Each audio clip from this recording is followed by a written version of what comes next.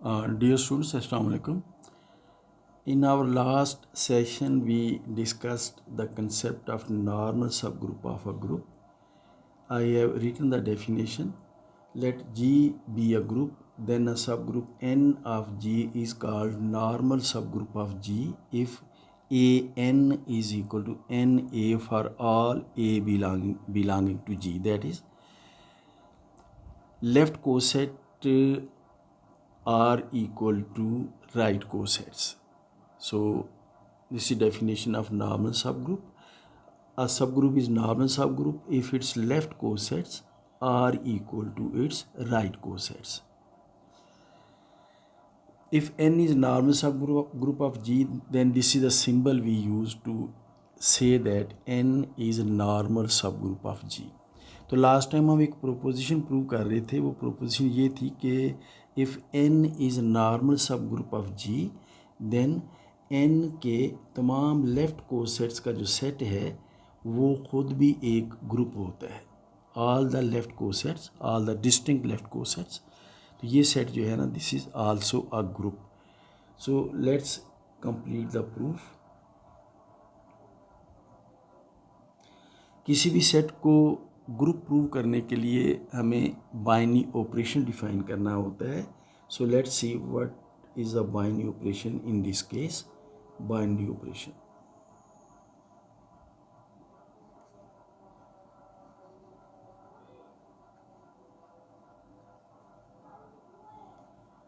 so let's take two elements xn and yn which belong to this particular set of left cosets of n in G. इस set के लिए हम एक ख़ास symbol use करते हैं. वो सिंबल मैं यहाँ लिख देता हूँ. इसे हम इस तरह से लिखते हैं और इसे हम पढ़ते हैं G फैक्टर n और G कोशेंट n. जब इसे हम ग्रुप प्रूव कर लेंगे तो this will be known as quotient group और फैक्टर ग्रुप. लेकिन मैंने इसके लिए सिंबल जो हम इस्तेमाल करते हैं वो मैंने यहीं लिख दिया है ताकि बात को लिखना हमारे लिए आसान हो. तो हम इसके कोई दो एलिमेंट्स ले लेते हैं, xn yn. Then we note that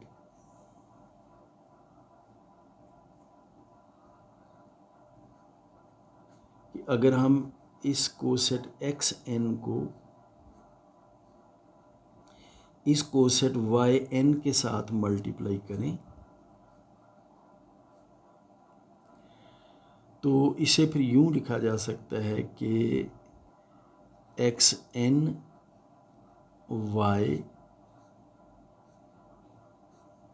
and then n. हमने एसोसिएटिव लॉ को रिपीटेडली इस्तेमाल किया है, लेकिन हमने नोट कीजिए कि हमने ऑर्डर तब्दील नहीं किया किसी भी चीज़ का. And this can be written as x n y. आप जानते हैं कि y n के बराबर है, y n and then n. And this is equal to, आप इसे लिख सकते हैं x y and then n multiplied with n. And this is equal to xy multiplied with n into n को आप n स्क्वायर लिख सकते हैं. और आप जानते हैं किसी भी सब ग्रुप का अपने साथ प्रोडक्ट जो है ना उसी के बराबर होता है. अगर h जो है वो सब ग्रुप है किसी ग्रुप G का तो h square is equal to h. तो therefore n square is equal to n. So x y n. तो दिस इज़ आवर ऑब्जर्वेशन. चूँकि n नॉर्मल सब ग्रुप है इसलिए आप n y की जगह पर y n लिख सकते हैं और इसके साथ x n और y n को आपस में मल्टीप्लाई करने से रिज़ल्ट आपका x y n के बराबर आ जाता है. इस रिज़ल्ट को यूज़ करने से कि n y can be written as y n. So having done that, therefore we define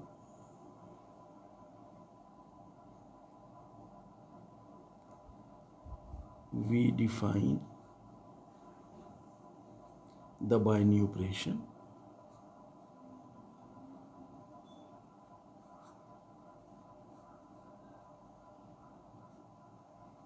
तो हम इस सेट जिसको हमने इसके इस सिंबल से रिप्रेजेंट किया है, so we defined binary operation in this particular set as कि इसके कोई भी दो एलिमेंट्स दे दिए जाएं, एक xn और एक yn, इन दोनों को मल्टीप्लाई करके जो हम रिज़ल्ट लेंगे वो रिज़ल्ट होगा x और y को आपस में मल्टीप्लाई कर लें और इस एलिमेंट x और y की प्रोडक्ट का n के साथ left coset. So this is our definition for multiplication or for binary operation in G factor n. So for all xn, yn belonging to G factor n. So this is binary operation. Secondly, we have to prove that this binary operation is associative. So associativity.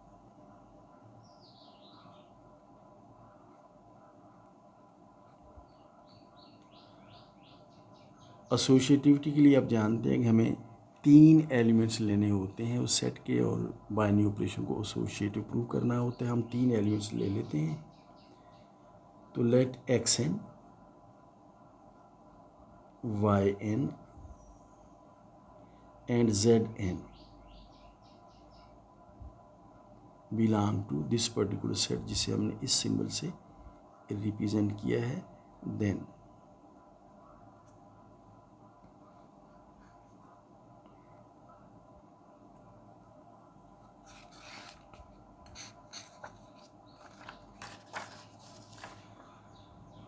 तो हम ऐसे करते हैं कि हम xn को तो वैसे लिख लेते हैं अकेला और yn और zn को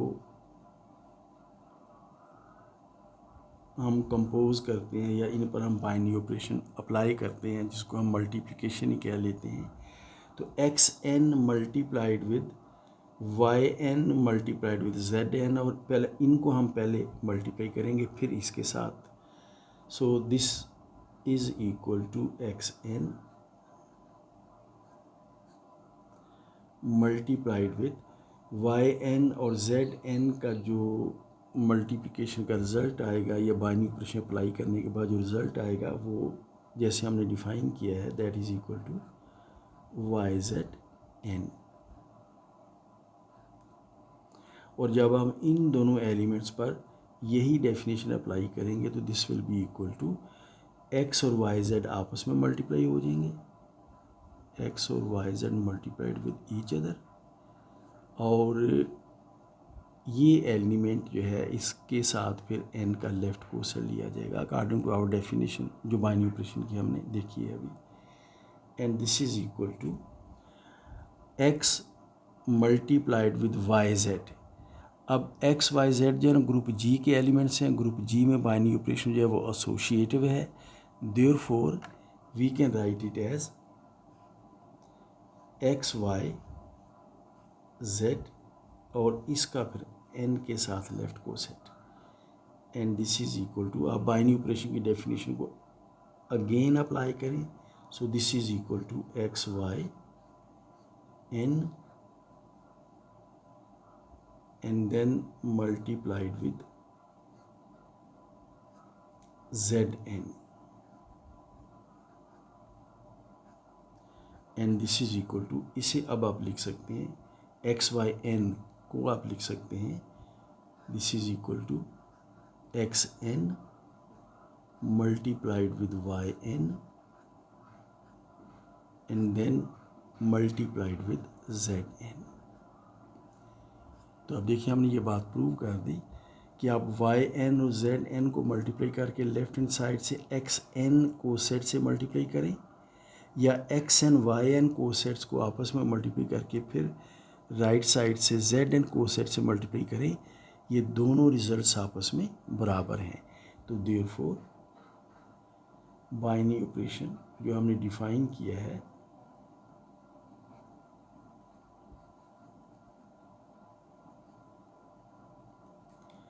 as defined above is associative. So binary operation is associative. तो ये कंडीशन भी इस्टेब्लिश हो जाती है। थर्ड कंडीशन जो है ना, we have to prove that identity with respect to this particular binary operation exists in G factor n जो हमने सिंबल यूज़ किया था। सो identity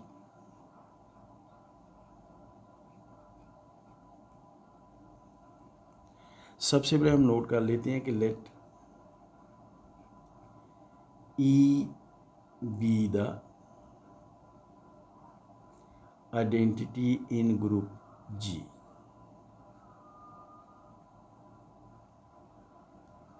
Let E be the identity in group G, then E का अगर आप N के साथ left coset लें तो ये फिर इसी सेट को बिलोंग करेगा जिसको हमने इस सिंबल के साथ रिप्रेजेंट किया था। नाउ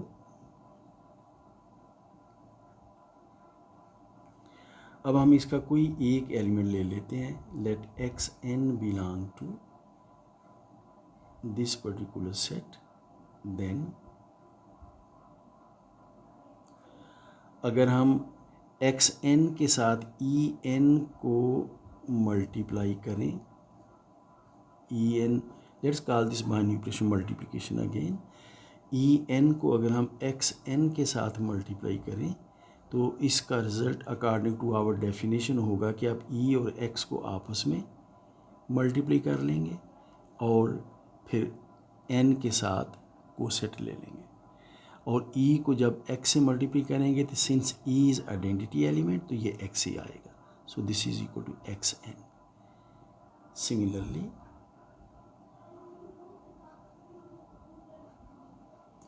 अगर आप एक्स एन को पहले लिखें और ई एन को बाद में लिखें और इनको आपस में ऑपरेट करें या मल्टीप्लाई करें तो इसका रिज़ल्ट भी आएगा कि आप एक्स को ई के साथ ऑपरेट कर दें, एक्स ई, और इसका कोसेट ले लें एन के साथ, इसके साथ एन का कोसेट ले लीजिए। X e is equal to x and then n, तो इसका रिज़ल्ट भी एक्स एन आएगा। तो देयरफॉर जो हमने बात प्रूव की है वो ये है कि अगर हम ई एन को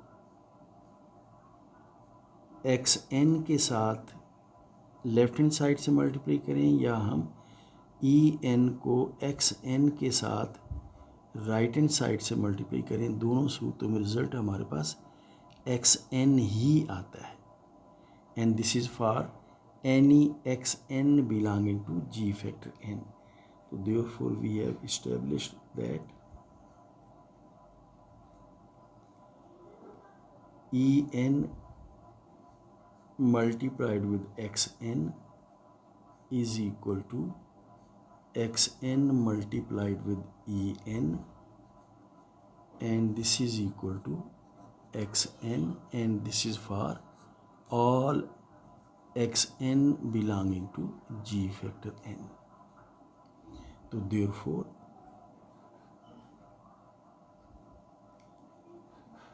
this particular element E n, n का E के साथ left coset is identity element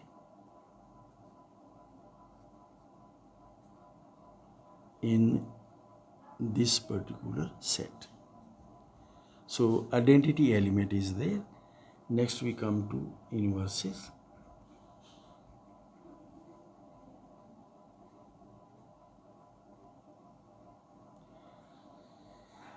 So for inverses we choose an element of G factor n.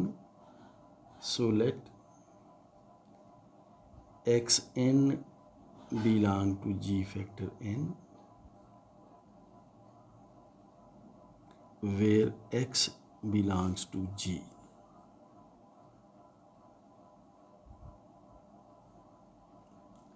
Then क्योंकि X G को बिलोंग करता है और G जो है वो ग्रुप है,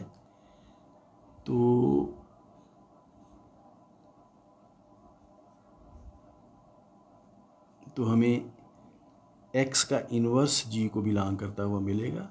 तो then we have X inverse belonging to G such that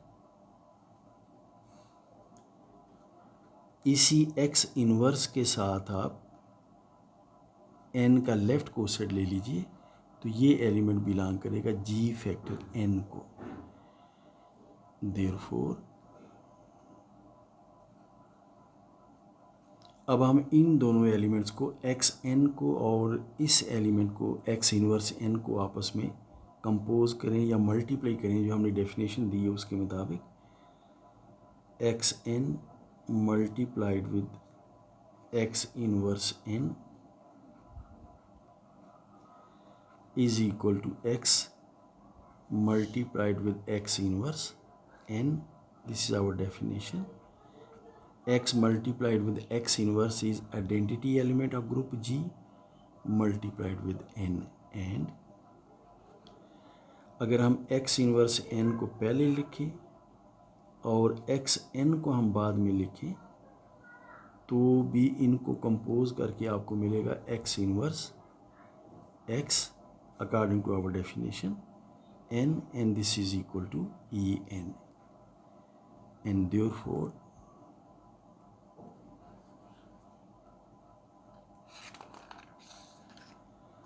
जो बात हमने प्रूव कर ली है वो ये है कि एक्स एन का एक्स इन्वर्स एन के साथ प्रोडक्ट एक्स इन्वर्स एन को राइट साइड पर रखते हुए, और फिर एक्स इन्वर्स एन का एक्स एन के साथ प्रोडक्ट एक्स इन्वर्स एन को लेफ्ट साइड पर रखते हुए, दोनों सूरतों में रिजल्ट ई एन आता है, जो कि आइडेंटिटी एलिमेंट है इस पर्टिकुलर सेट का.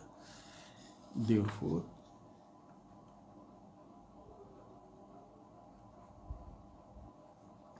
X n multiplied with x inverse n and x inverse n multiplied with x n, इन दोनों का रिजल्ट आपस में बराबर आता है और वो रिजल्ट जो है वो बराबर है ई एन के, और e n is identity element. Therefore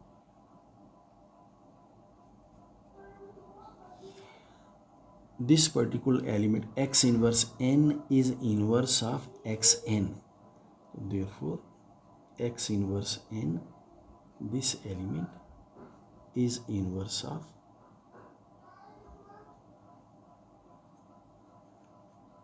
xn. So therefore inverses exist in G factor n.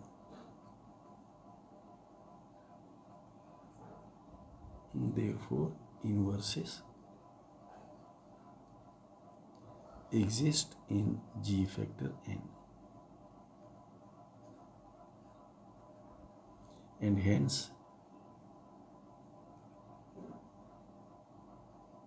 this particular set G factor n is a group. तो हमने इसे ग्रुप इस्टेब्लिश कर दिया है. This is a very important group and it has a very special name. It is called quotient group or factor group. So let's have a note.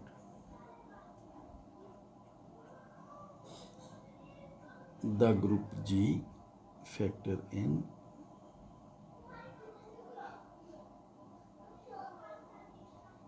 is called quotient group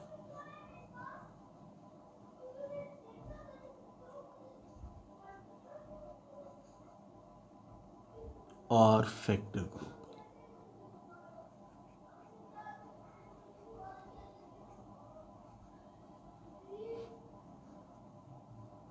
So quotient group or factor group, G factor M.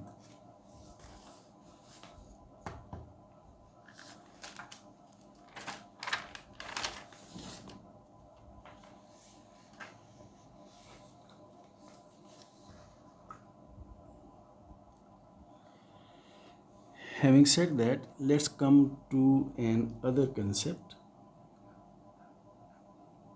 and that is concept of group homomorphism.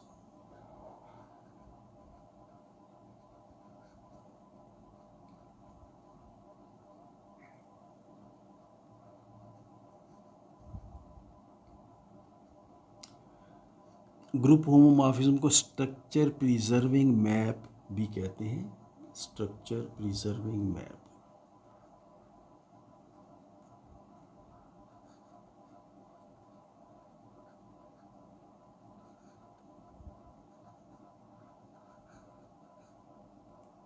So let's see what group homomorphism is. Group homomorphism define करने से पहले हम कुछ examples discuss कर लेते हैं. Let's see this particular example. सबसे पहले तो नोट कीजिए कि अगर आप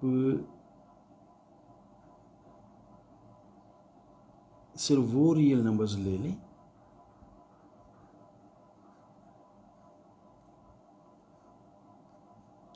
जो ज़ीरो से बड़े हैं, जिन्हें आप पॉजिटिव रियल नंबर्स कहते हैं. इसके लिए सिंबल हम ये यूज़ कर लेते हैं, आर पे हम प्लस डाल देते हैं. तो आर पर plus sign means all the positive real numbers, means are all those real numbers which are greater than 0. We note that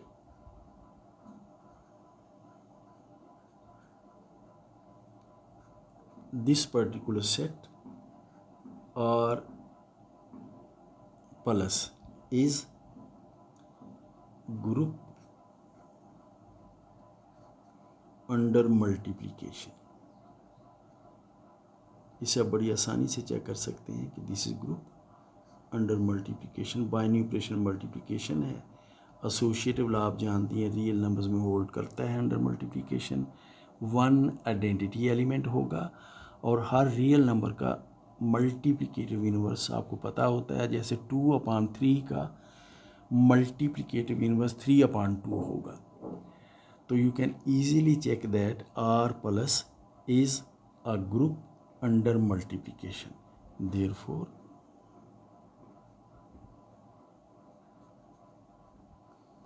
we have a group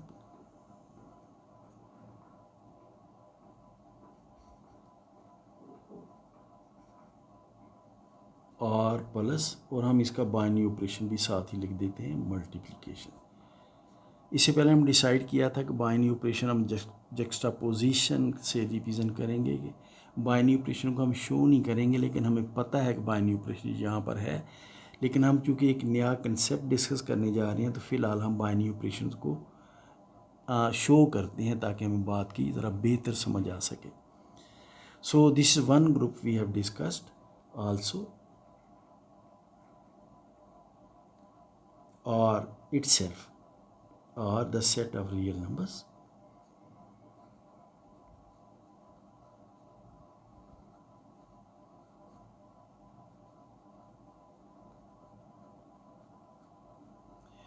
is group under addition. जब real numbers आप कहते हैं तो उस case में इसमें negative real numbers भी शामिल होते हैं और ज़ीरो भी शामिल होता है. तो आप जानते हैं कि सेट ऑफ रियल नंबर जो है वो अंडर एडिशन ग्रुप होता है. आप 2/3 अगर आपको दे दिया जाए रियल नंबर, तो इसका एडिटिव इनवर्स माइनस 2/3 होता है. ज़ीरो इसमें एडिटिव आइडेंटिटी है, एसोसिएटिव लॉ होल्ड करता है. सपोज़ कि ये रियल नंबर आपको दे दिया जाए स्क्वायर रूट ऑफ 2, तो इसका additive inverse minus square root of 2 होगा. So, R the set of real numbers is a group under addition. So we have another group. So we have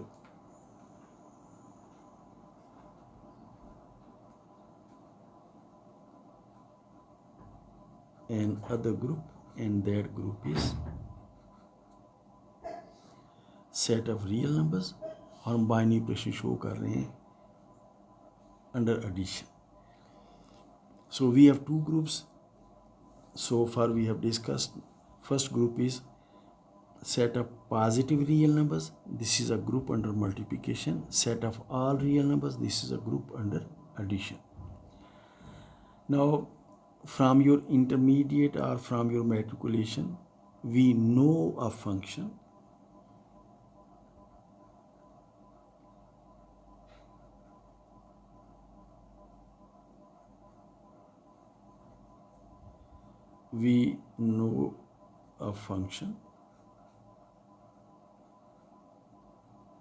जिसे logarithm function कहते हैं, called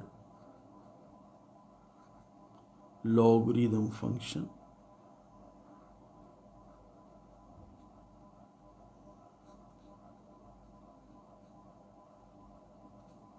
और इसे आप denote करते हैं, डिनोटेड बाय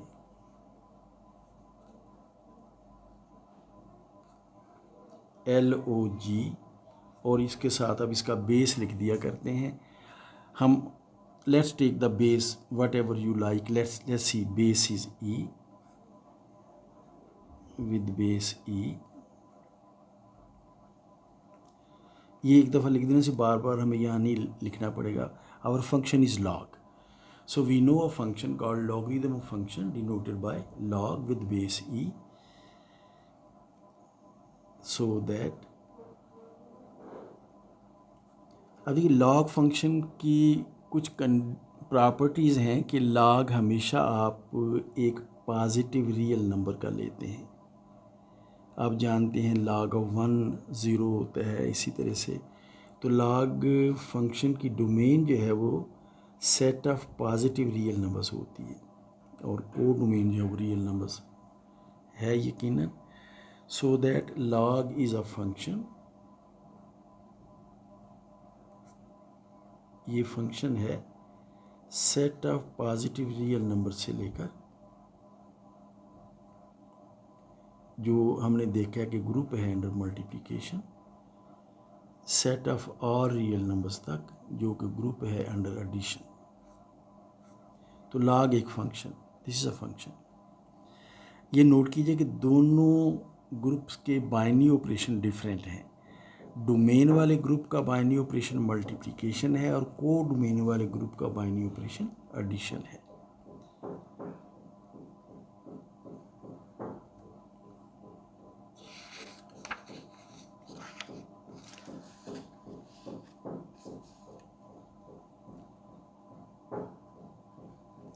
और इस फंक्शन log से मुतल्लिक़ ये बात भी आप जानते हैं कि कोई दो एलिमेंट्स आपको दे दिए जाएं, x और y,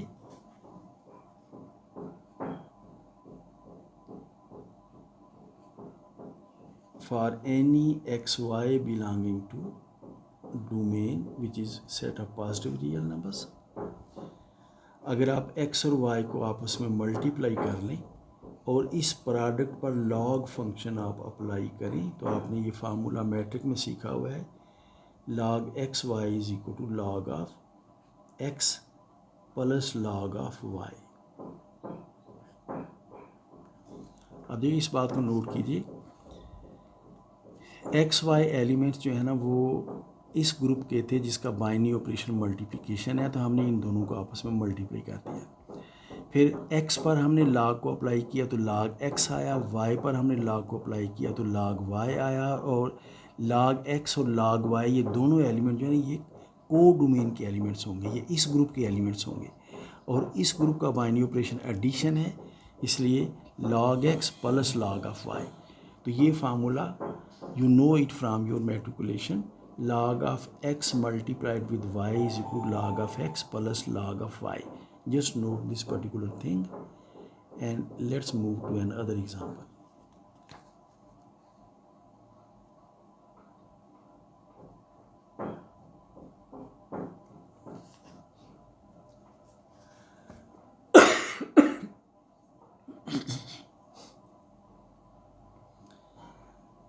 In this case, consider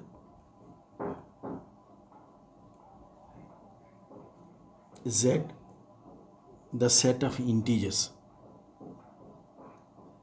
under addition. This is a group. Which is a group? We define a function.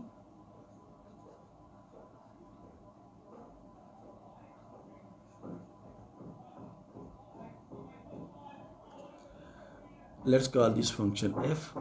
From this group z under binary operation addition to the same group z under binary operation addition. तो ये हम एक function define करते हैं. Let's see by how to define this function. Let's take any element of z.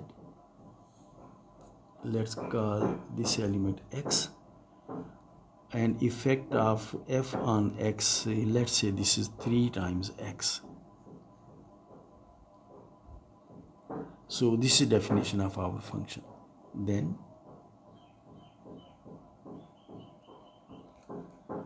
for any कोई भी दो elements हम ले लेते हैं x y belonging to this particular group z, we have, अगर हम इन दोनों एलिमेंट्स को जो कि z को बिलोंग करते हैं इन पर z का बाइनरी ऑपरेशन जो कि एडिशन है वो अप्लाई कर लें, x प्लस वाई दोनों ऐड हो जाएंगे और इस पर हम इस फंक्शन f को अप्लाई करें तो फंक्शन को अप्लाई करने का रूल ये है कि जिस पर भी फंक्शन अप्लाई होगी उसको आपको 3 से मल्टीप्लाई करना होगा. तो ये आ जाएगा 3 multiplied with x plus y. अब आप डिस्ट्रीब्यूटिव लॉ यूज़ कर लीजिए. This is equal to 3x plus 3y और ये 3x आप देख लीजिए, दिस इज fx और ये 3y जो है ना this is fy.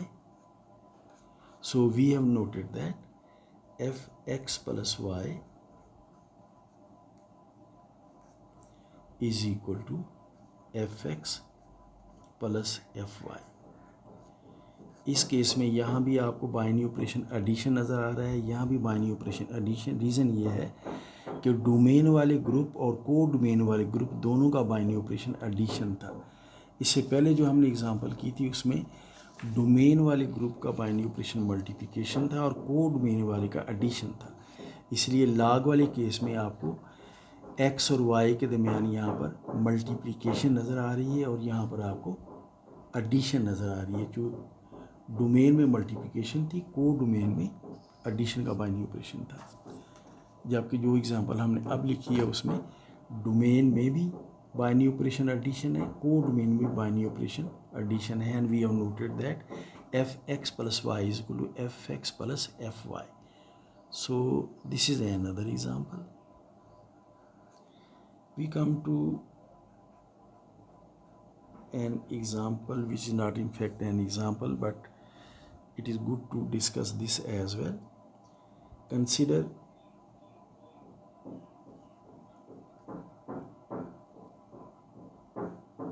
this function. Let's call this function not f now, let's call it g. Function g from this group z addition to z addition.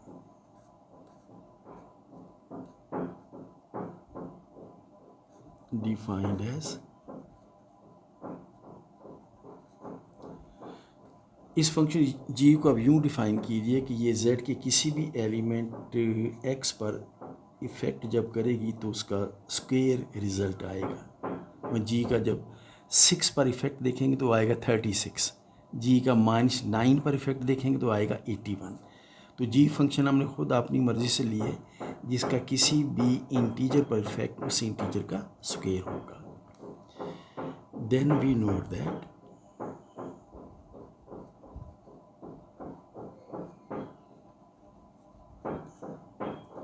For 2 elements x y belonging to z, अगर आप x और y को add कर लें क्योंकि binary operation domain का भी addition है, तो अगर आप x और y को डोमेन के एलिमेंट्स के तौर पर ऐड करने और x प्लस वाई पर g अप्लाई करें तो इसका रिजल्ट आएगा x प्लस वाई का स्क्वायर। एंड अगर आप g को सिर्फ x पर अप्लाई करें तो वो आएगा x स्क्वायर, और g को सिर्फ y पर अप्लाई करें तो वो आएगा y स्क्वायर। देयरफॉर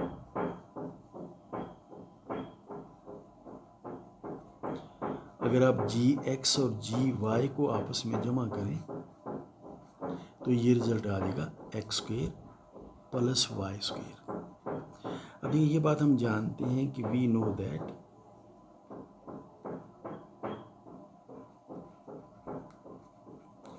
कि इन जनरल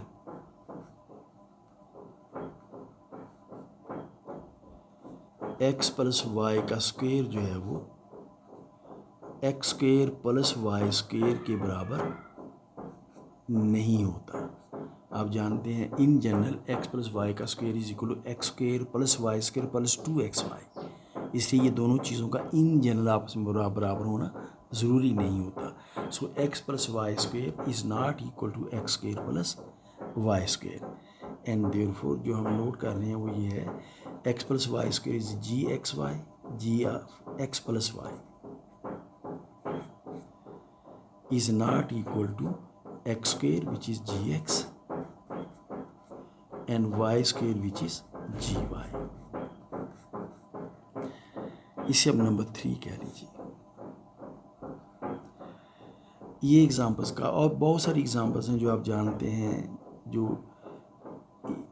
बात में डिस्कस करने लगे हैं उसको सेटिस्फाई करती हैं और उसके काउंटर एग्जांपल्स भी हैं। This is the counter one. अब यहाँ नोट कीजिए, ये जो एग्ज़ाम्पल है इसमें आपने x और y को जिस ग्रुप के ये एलिमेंट थे उसके बाइनरी ऑपरेशन के तहत आपने इनको आपस में ऑपरेट किया। log x into y is equal to log x plus log y, यानी कि आप फंक्शन को प्रोडक्ट पे अप्लाई करें और फंक्शन को अलग एलिमेंट्स पे अप्लाई करके दरमियान में बाइनरी ऑपरेशन डालें जिस को डोमेन वाले ग्रुप का, तो ये दोनों चीज़ें आपस में बराबर हैं। यहाँ भी देखिए f x plus y is equal to f x plus f y, लेकिन यहाँ पर g x plus y is not equal to g x plus g y. तो इस किस्म की फंक्शंस हैं जिनको हम डिस्कस करने जा रहे हैं। ये वो फंक्शंस हैं जो ग्रुप स्ट्रक्चर को प्रिजर्व करती हैं। ये लॉग फंक्शन और ये फंक्शन एफ जो हमने डिफ़ाइन की है, ये दोनों फंक्शंस लॉग फंक्शन जो है ना वो आर प्लस का जो ग्रुप स्ट्रक्चर है अंडर मल्टीप्लिकेशन उसको प्रिजर्व करती है, और एफ फंक्शन जो है वो सेट ऑफ इंटीजर्स का जो ग्रुप स्ट्रक्चर है अंडर एडिशन उसको प्रिजर्व करती है। जबकि जो फंक्शन हमने आखिर में डिफ़ाइन की है z से लेकर z तक which is defined as g x is equal to x square, ये फंक्शन इस किस्म की फंक्शन नहीं है। ये फंक्शन जो है ना ये z के ग्रुप स्ट्रक्चर को प्रिजर्व नहीं करती। g of x plus y का जवाब g x plus g y के जवाब से डिफरेंट हो सकता है। So these two functions log and f, these are group homomorphisms. So let's note this particular thing.